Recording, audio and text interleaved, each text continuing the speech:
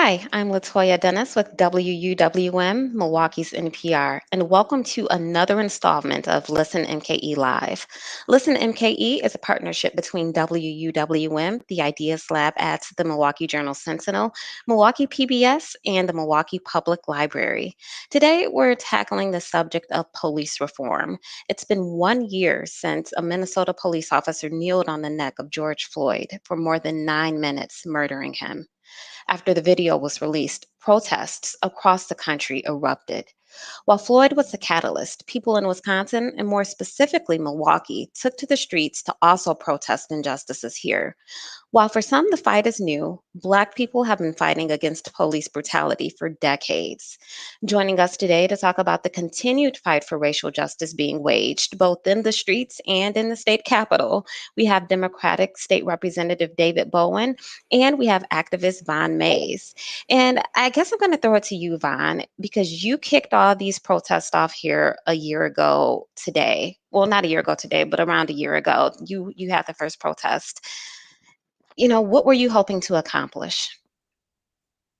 Well, one, I appreciate you acknowledging that. That's a bit of history that a lot of people may not know that through my platform of Comforce, we threw the first event or rally here, which I intended to be a solidarity moment for Milwaukee and the state in general. I knew a lot of people wanted to go directly to Minnesota to get involved in the protests and the things that were happening in Minnesota at the time. And so to kind of deter that, because I didn't want people getting caught up in a lot of the stuff that was going on out there, I would rather have thrown something here, and knowing that at some point protests would start here around the issue of what happened with George Floyd. So I wanted to create an environment where we can stand in solidarity, but also bring it back to the George Floyds of our own city, which we had at the time, the Joseph Mensa thing going on with Alvin Cole's case. We had just right then at that time, Joel Acevedo's death, and so many other cases that have happened here before that people are still trying to get justice for. So we have to bring it back and let people know, yes, we stand in solidarity. This is wrong. We agree with all of that. But we have our own George Floyds here in Milwaukee that we still need justice for. And then additional to that, starting us off with a list of demands, because a lot of times we start these protests, and I didn't want us to be focused on what was happening in Minnesota. Minnesota has tremendous groundwork going on that has done a lot, and I didn't want us to be left fighting for that cause and still be left with our issues still here in Milwaukee. So I started us off with a basic list of demands. That list of demands have been carried on and have grown. Other organizations, other grassroots organizers and activists have joined in and come forth with their list of demands. So that was my intent. And it has, it turned into something really, really beautiful.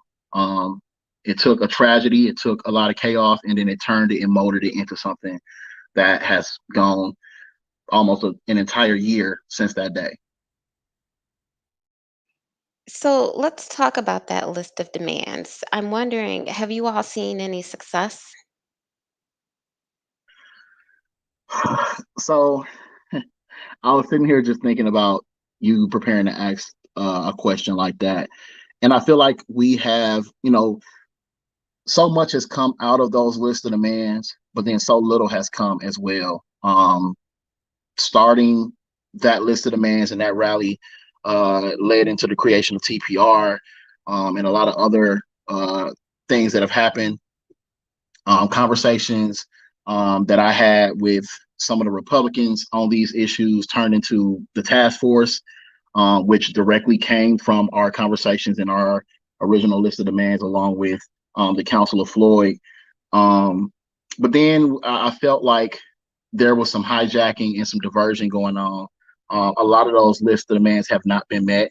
A lot of that list of demands has been redirected into what other people think it should be and look like. We've had conversations about what these different budgets, these different pots of money that's coming in and out of the city. So I feel like although If you ask TPR and a lot of people who've been directly involved, there are some wins, there are some changes. Tulsa is one huge change I could see and say that a lot of people from the city of Tulsa joined in on the cause, have been part of that battle to try and change the culture of what's going on in Tulsa. So that moving forward turned into the body cams out in Tulsa and a bunch of different other things that they police and fire commission and city council have done to answer some of those demands. But now we have these senators and the common council, all of them doing their own versions of what the list of demands stated, which I don't feel is adequate or that directly addresses or impacts those things that we asked for. So although I can say we've had some progress and some wins, we are nowhere near where that list of demands was supposed to take us. Now, just to make sure we're all on the same page here, when you say TPR, I believe you're referencing the People's Revolution, correct? Yes, the People's Revolution. I apologize. Oh, no, no worries. I'd like to bring in Representative David Bowen Oh, because, thank you for having me. yeah, thanks for joining us. So, in talking about progress, right, and talking about the list of demands, there are some bills circulating in Madison right now, right? Can you talk a little bit about what's happening? There are a few, and to be clear, it should have been a all-out focus on police reform, not just this year, but going back to when the governor originally called for a special session to take up these bills, 9 bills that he got from a number of different groups, Democrats and Republicans, from the state legislative black caucus. Some of the ideas even came from law enforcement that they agreed to. And the Republican leadership of the state rejected outright all of those bills, and then had conversations to do a half committee, a half task force, not with the Senate, but only in the Assembly. And then they dragged on that process, and were very clear in their creation of it that it was only to delay any progress on this issue. So you have a number of bills that are being brought to the state, bills from Senator Weingart and Senator Taylor, bills from the task force on racial disparities. In total, you're probably looking at about maybe around 15 or so, 12 or so bills that are out there right now. And that excludes the bills that are being brought forward by my Democratic colleagues, like Lakeisha Myers, to ban no-knock warrants. That also leaves out the bill on qualified immunity with Representative Supreme Makunde and Representative Jonathan Brostoff. It excludes one of the bills that's really important, and that's to protect the sanctity of life and to ensure in state statute officers are held to a higher standard. These bills also add into the number, and then you have a number of bills that completely and topics that are being left out on purpose from the task force. So unfortunately, we don't have that all-out focus to really get to the root of the issue. Now, I should say that if you are watching this broadcast and you'd like to submit questions, please do. You can put them in the chat and we will try our best to get to those.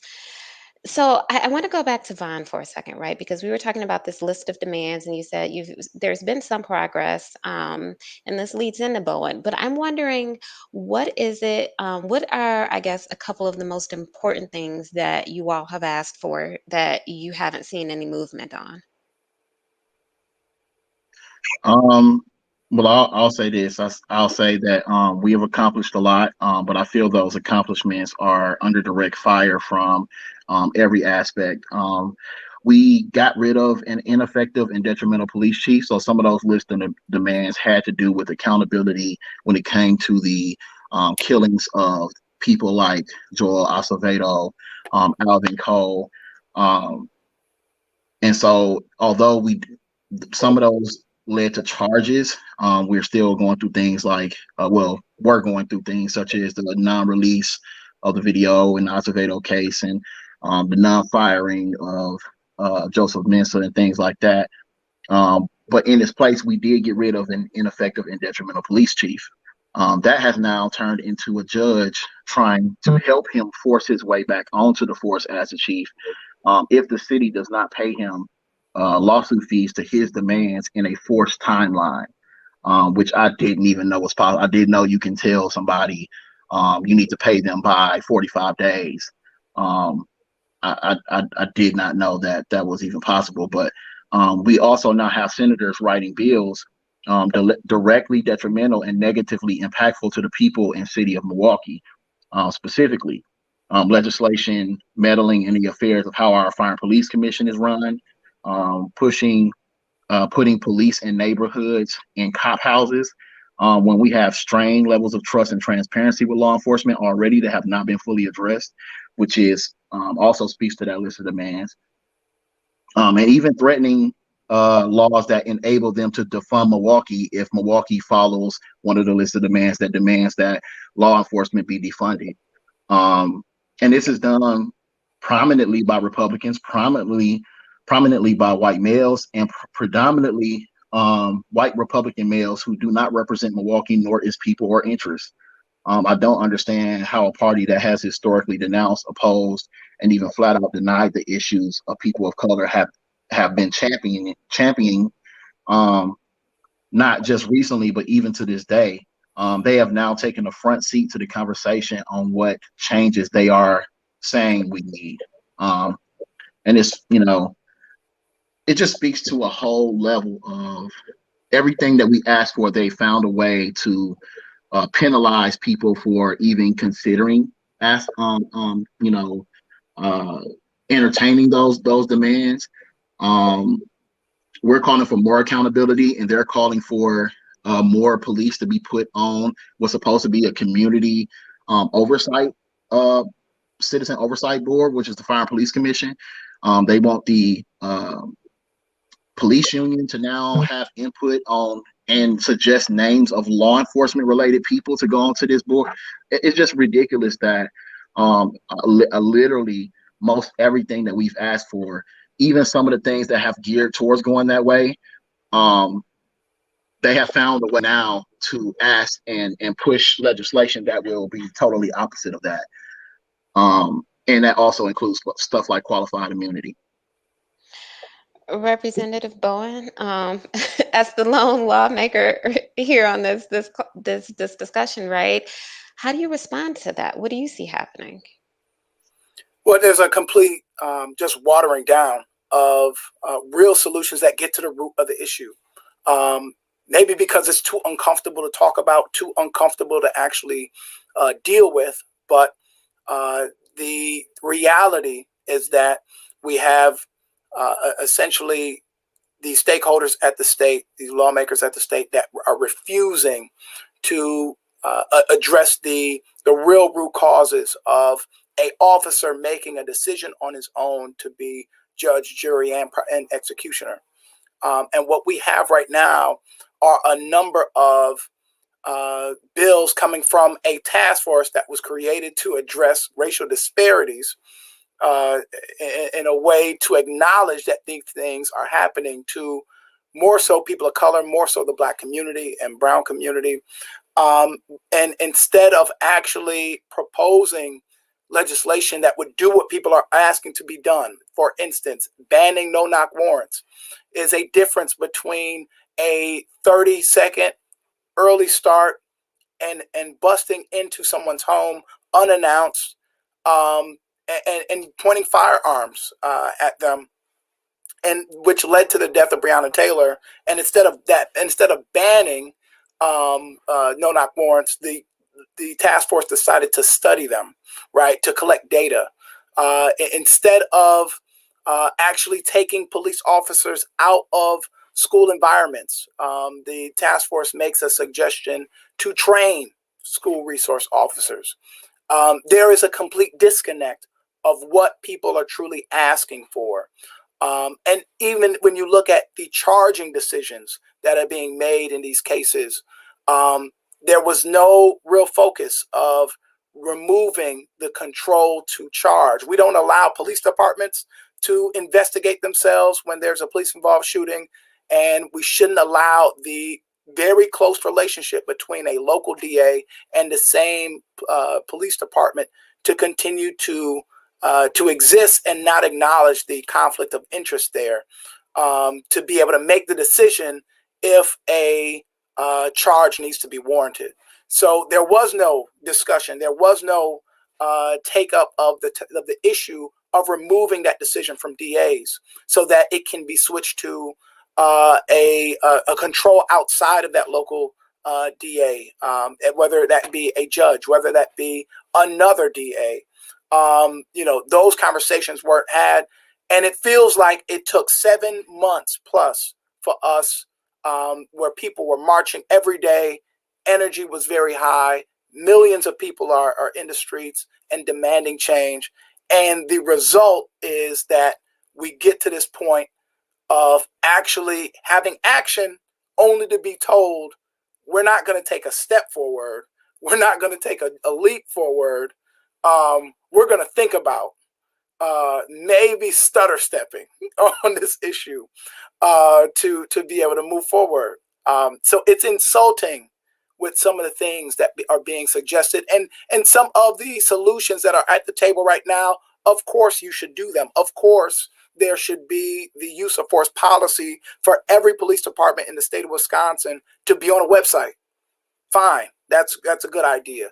Of course, these use of force policies need to be accountable, and that every officer that is trained in our state needs to prioritize de-escalation, needs to prioritize not changing the level of force from a 1 to a 10 and straight to lethal force, and skipping over steps 2 through 9. There are some things that are no-brainers, but also this issue is so urgent, and you have a response from legislators at the state where they're so scared and cannot find the courage to have more accountability on our police departments, on our police personnel, that it just looks like they're scared. It looks like they're actually going to miss this moment of what people are demanding. And then it would be put back on voters to vote in a new legislature in 2022 that actually will find the courage to address these things. There would be no other option for people to turn to if they are looking for change, if they are looking for those who are ready to do what it takes to make sure that we get to the root of this issue. So when it comes to the no-knock warrants that you mentioned earlier, Representative Bowen, I believe the Speaker's Task Force on Racial Disparities, I think that's the name of it, basically came back and said, hey, we don't know how often these are used. We don't know, we have no information about them. And so therefore, we don't want to ban no-knock warrants because we don't know how often they're used. We don't know who they're used on or for. It sounds like you disagree with that. That's a flat out lie. And I can't stress it enough. Everything that's done in government, there is a record. Everything that is, and I see Vaun shaking his head, and I love Vaun's energy. Everything that is done is not done without the permission, especially with a no-knock warrant where you have to go to a judge. There are records on these things. Whether they decide to collect those records or not is their decision. And it is not for us to be mad that they didn't collect the information. We know who is affected by no-knock warrants. It is not rich white men in this state that have their doors knocked down in the middle of the night with SWAT teams busting through their door with firearms pointed at their children. We know that's not happening to them. It's happening in Black and brown communities throughout our state. It's happening in Milwaukee. It's happening in our neighborhoods. And we have to ensure that we are not being so frivolous with this perspective that we are not going to get at the real root of what we know that has to be done. There are decisions being made for poor Black and brown people that aren't being made for white people, that aren't being made to put their same lives at the same risk that we have. But we have a front, in a sense, as if we just need to know, as if we just need to get data. And we're tired of data. We're tired of studying things. We know the answers. We know what can prevent these situations from happening, what can prevent these lives from being lost. Can No, I interject? yeah, I was going to say that was coming to you. Listen, this is why there are levels to this, and people shouldn't be making decisions on stuff that they don't have any experience or knowledge of anyway. I mean, a lot of this stuff that they're making decisions of, they have no direct knowledge. They haven't been through this stuff, but they're telling us what's best for us in them situations. I myself was almost killed in a no-knock warrant in 2016. A lot of people know about my legal situation, but what they don't know is initially started off with a warrant that apparently was signed that was for my electronic devices. They did not have a no-knock warrant, and they did not have a forced entry enabling warrant, and they did exactly that. They came 7 o'clock in the morning while I was still asleep.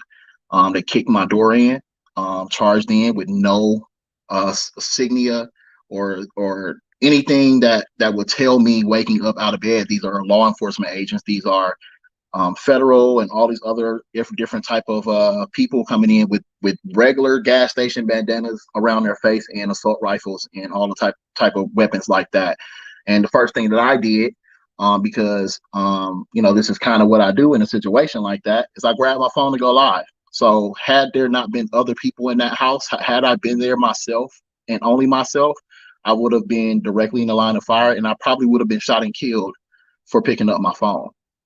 So I have direct knowledge, and I know why they should not be able to do that, especially when you're telling somebody that they're a witness or something as simple as we're coming in, we think you filmed something and you have evidence on what happened during the riots. So we want that instead of coming knocking on my door and asking me that, or instead of calling my phone, which a lot of them have my number, they watch my Facebook. Instead of doing any of those things, they decided to go get a warrant and then able to burst in on me in the wee hours of the morning and almost kill me. And that's something that passed me at the time, but now that this is a real conversation, I know what that's like, and it literally could have been me. So that we don't need them to research it. This is happening. There are people that talk about this all the time. There's video of it. Ayanna Jones, 7 years old, killed by police bursting in the wrong house, shooting her in the head, killing her, and throwing a flashbang grenade on the couch she was sleeping on and causing her covers to be set on fire. That's unacceptable. We cannot allow for things like that to happen. And I feel like so much as this resistance comes from people who feel like if they take these tools away from law enforcement, that's not supporting law enforcement. Well, I beg to differ. If you keep law enforcement out of these situations where they take lives like this unnecessarily, you not only keep them from needing mental health and trauma needs after they take the life of somebody, especially somebody who didn't deserve it. You return some of that trust that you continue to take by allowing these things to go on. So people will trust that law enforcement is pulling them over and it's okay to pull over and just do what is necessary. You will protect them you will protect everybody by putting these things in place.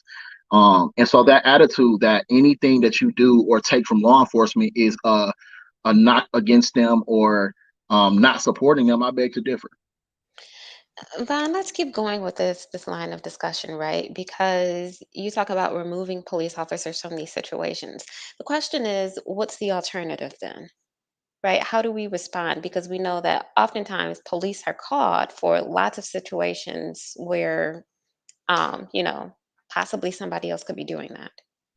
Well, there are models that are happening, and I'm gonna just keep it real. A lot of this stuff has been taken not only from myself but people before me. You had the Khalil Coleman and the Safe Zones initiative. You had ComForce and the community patrols. You have 414 Life, who are intervening proactively in situations that if these situations were happening when no one was around or no one was intervening, they would be shootings, non-fatal and fatal shootings. These would be assaults and calls for service. Our work in Sherman Park showed that, where the Sherman Park itself, and anybody can look this up, when we first got there, we were told by law enforcement that they couldn't even respond to other places because they were getting 5 to 6 service calls there a day, to the point where they either had to come there that many times or just station themselves in the park all day long. We took those service calls all the way down to pretty much zero. you can't tell me that's not something that works. Or why would you not support that and continue to find ways to duplicate that rather than not supporting, feeling like you don't want to support me by not supporting it? You go and try to duplicate it, but duplicate it with the same methods that we just changed to make it work. There are definitely examples of what is working out there and what can be done, that people just continue to go back to the status quo. They try to come at you and make you water down what you're doing to make it not effective. Again, man, it just seems to me like either we don't want to make this work, or we're going to continue to work off politics where people are just, if you're not part of these systems or you can't be controlled, then they're going to keep doing things the way that they're doing them. And that's a huge part of the problem, whether we talking politically or day-to-day violence in our communities.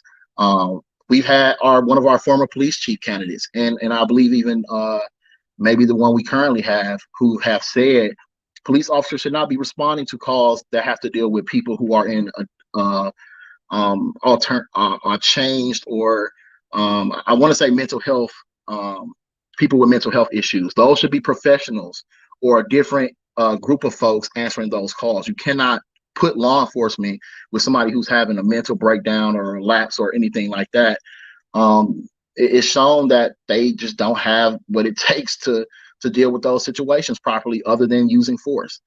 And so again, are we going to continue to do the same thing, or are we not? Are we going to continue to look into non-police or non-armed responses?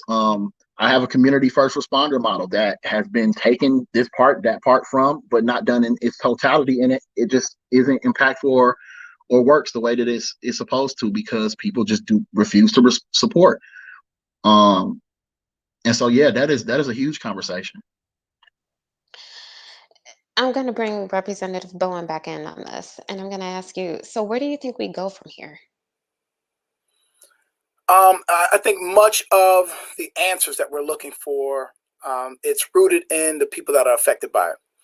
And the solutions that we've seen to try to create the table where those solutions are discussed, so many times we have an effort to have a over representation of folks in law enforcement to be able to have this conversation, to be able to talk about these solutions.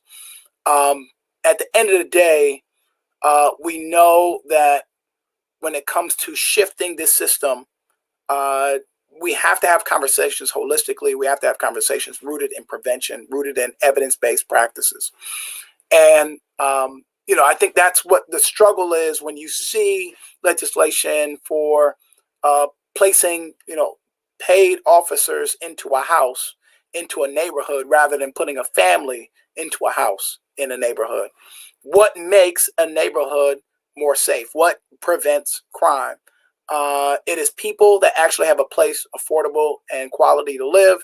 It is ensuring that residents are looking out for each other and that they are creating a community that will counter the things that we're starting to see. It is not rooted in feel-good responses or knee-jerk reactions to be able to find solutions of what they think will actually address this issue. When people talk about defunding, they are looking at the reality that the city of Milwaukee spends almost 50% of their city budget on policing, period. And that when it comes to how much that we have, the resource that we poured into neighborhoods, we unequivocally put an onus to put as many resources as necessary, or whatever is deemed possible, for policing or criminalization, but not when it comes to actually community resources and community-based investments that will keep people in their homes, that will give people access to the services that they need, the resources that they need to live, work, and play. We are talking about a complete shift in public safety. And unfortunately, the conversation is attempted to be controlled by folks that are already having access to control, already having access to budgets and dollars. and there no longer can be an option to be accountable to a community, especially as we talk about the dynamic that has made it worse when officers don't live in the communities that they actually are working in. So, we're talking about really dramatic shifts that we need to be able to see. And I've had really good conversations with the League of Martin. I've had really good conversations with officers on the force that get it, that want to progress the history of policing in this country and in our communities. And they realize that, especially as I look at my mentors, as I look at my former pastor, my pastor, who was a former police officer, and him and his wife served 20 plus years on the Milwaukee Police Department, never shot anybody, never killed anybody. And there's so much is a hesitance to demand a higher standard of our officers who are paid with our dollars to be able to say that we can make a shift where our police department doesn't have to be a force that kills people, but it can be a force that actually serves people. That has to be at the foundation of what we're talking about. And some of the solutions that I see being presented right now aren't really getting at that. And I think you're going to see a number of different bills come to the legislature, whether they are given the time of day or not. The Republicans have made their decision that they are not going to treat this issue with the seriousness that it deserves, and they will have to reap the repercussions of that at the ballot box. But at the end of the day, the real solutions will be presented. It is a question if they will be supported, if they will be allowed the chance to be voted on, and if they will be allowed the chance to actually give in the debate that they deserve. Now, Representative Bowen, you just mentioned Republicans, right? But a lot of what's making it through Madison right now does have bipartisan support, correct? Sure. Instead of going a mile, if we all walk down the block, that's easy. So you're going to find support for, like I said, the basic things that need to be supported. Regardless, it shouldn't take a task force to go agree on the simplest things, and that's what finally gets signed into law. And to find bipartisan support, we need to be courageous. Even on violence prevention, we should be talking about tens of millions of dollars being invested in violence prevention all over the state. Unfortunately, we can't have that conversation because there is a hesitance in finding the resources. There's a hesitance in supporting the solutions that we know that are back in our neighborhoods with folks that have the relationships, have the connections to, and the credibility to be able to handle those disputes happening all over our community, to actually pour the resources into mental health and homelessness. How many times have we seen Black men die in parks in our community, die while sleeping in a public space that they should be able to exist in? Too many times we continue to see the option for so many Black and brown people to be treated in a way in this community where they should be used to, according to this system status quo, and they should be used to treatment because they are Black, because they live in certain neighborhoods. And we've had those debates. One of the biggest things I really want to stress that I agreed with at the time, Chief Flynn, was that there were demands being placed on police officers to handle situations that they weren't trained for. So the first thing that we should do is make sure that they don't even have to be the staff. They don't have to be the personnel to handle those situations. And in so many instances, you can see that you don't need an armed officer to actually respond and handle those things. And I would say that there are much more important, much more critical things for armed law enforcement to handle. The most dangerous situations for law enforcement are domestic violence situations, and no knock warrants. And we continue to see, instead of focusing on where that someone that's trained to be able to handle situations, that's armed for them to go handle the most important ones, we still have this perspective where police need to be the one handling community programs, or they need to be the ones that are doing some of the, just, I would say, mundane things that they really shouldn't be tied up dealing with. We have some really important things happening in our community that we need the best trained professionals to be able to handle. And it's very critical that if we are going to reach this breaking point of reaching the real solutions that will address it, it means that we'll have to have some bold conversations to say, how do we fund other things? How do we also address the fact that the officers that we have need even medical aid training in situations to even keep the person alive that they had to use force on. These are conversations that need to be had, but we can't hinder them anymore. Cowardice can't be allowed to just have its way, and we don't do the things that we know that are necessary. We don't talk about the things that we know that are necessary.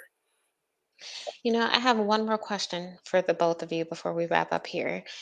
And it's one that's hopefully a little more hopeful.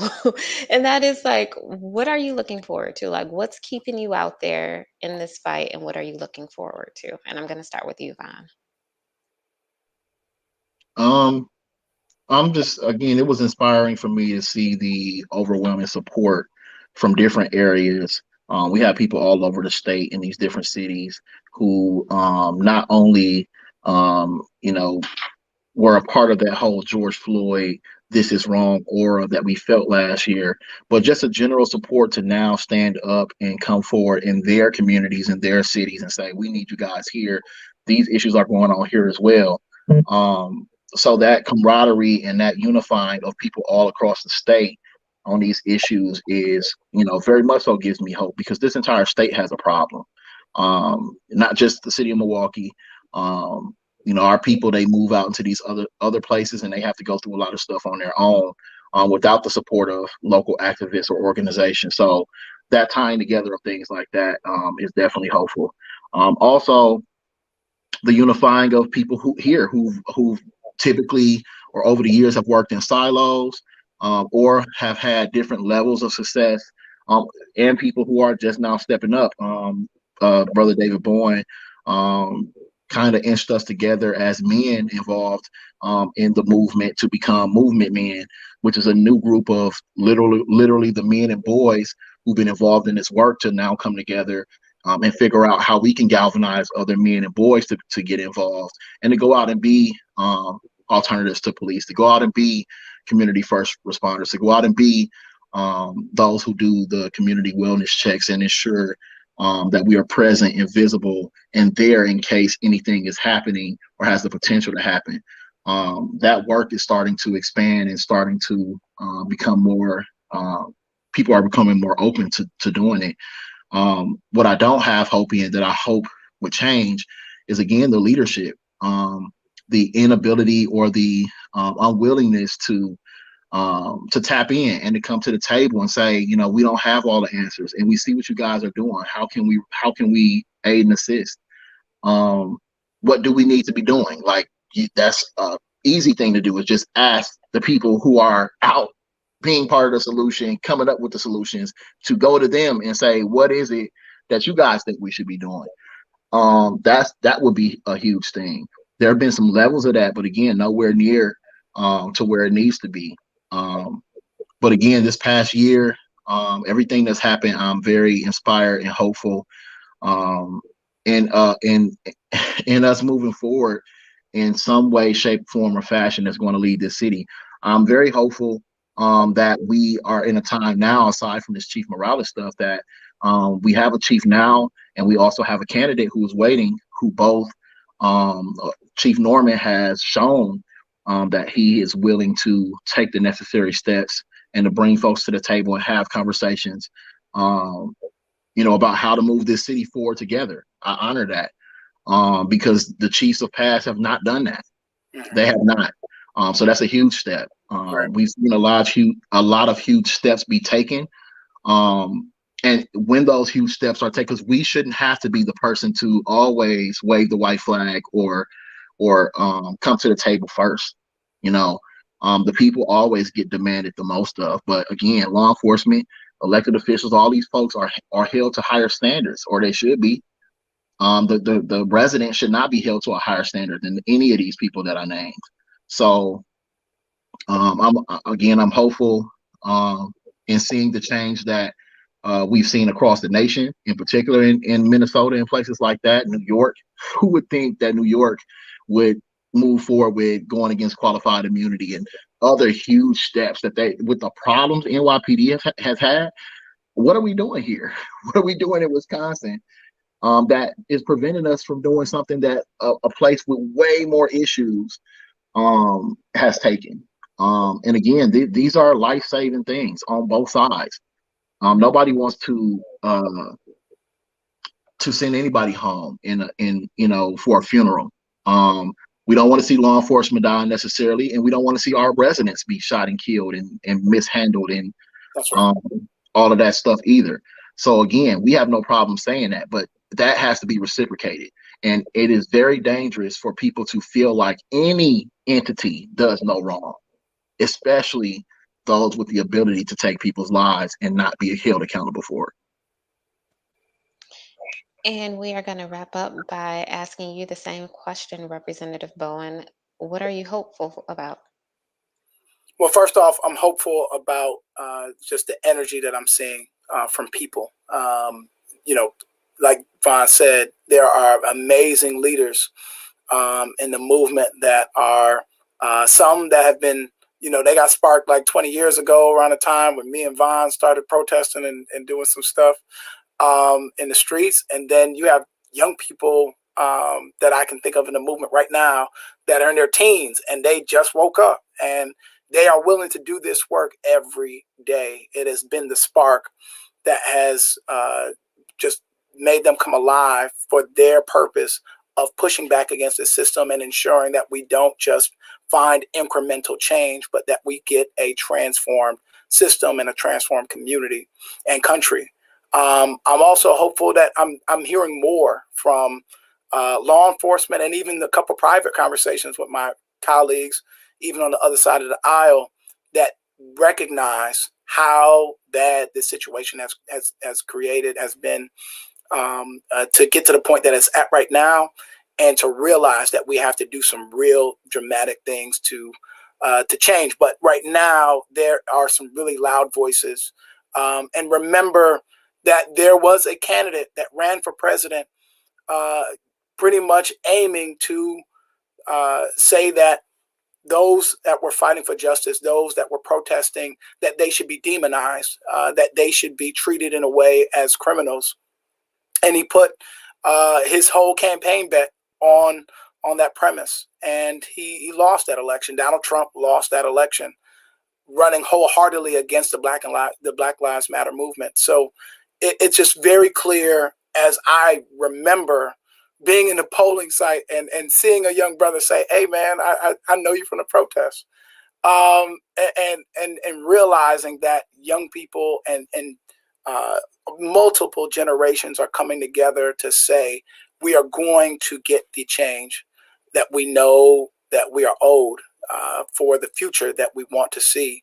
And they are relentless at fighting for it. So I think that does inspire me, so that when I do run against brick walls in Madison that don't want to recognize the real root causes, when I do run into the same old opposition that has always been there for decades, as those whose shoulders I stand on have fought against, that we are in this fight. We are in this fight, and we are not opting out. We are not just giving up just because it did not happen in one legislative session in 1 year.